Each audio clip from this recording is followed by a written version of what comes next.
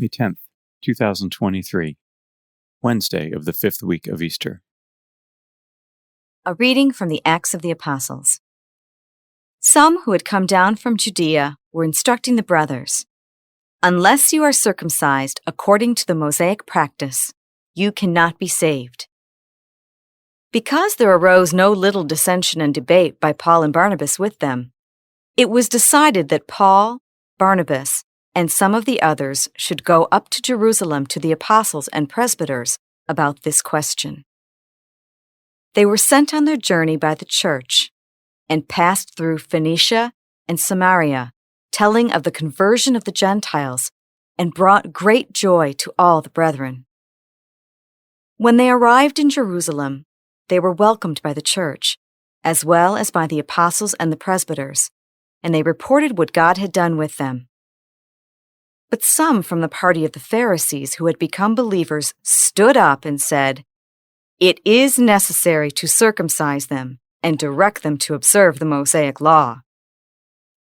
The apostles and the presbyters met together to see about this matter. The word of the Lord. The responsorial psalm. The response is, "Let us go rejoicing to the house of the Lord. I rejoice because they said to me, 'We will go up to the house of the Lord.'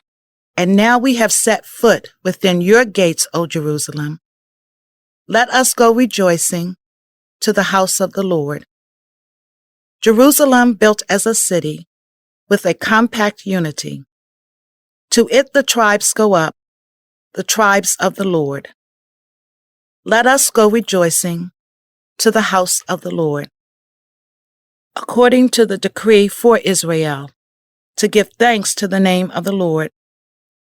In it are set up judgment seats, seats for the house of David. Let us go rejoicing to the house of the Lord." A reading from the Holy Gospel according to John. Jesus said to his disciples, "I am the true vine, and my Father is the vine grower. He takes away every branch in me that does not bear fruit, and every one that does he prunes so that it will bear more fruit. You are already pruned because of the word that I spoke to you. Remain in me as I remain in you. Just as a branch cannot bear fruit on its own, unless it remains on the vine, so neither can you unless you remain in me.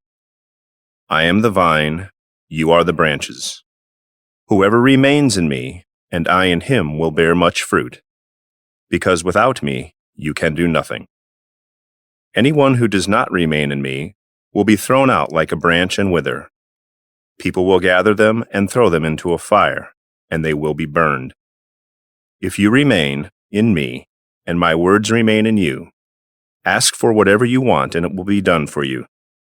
By this is my Father glorified, that you bear much fruit and become my disciples."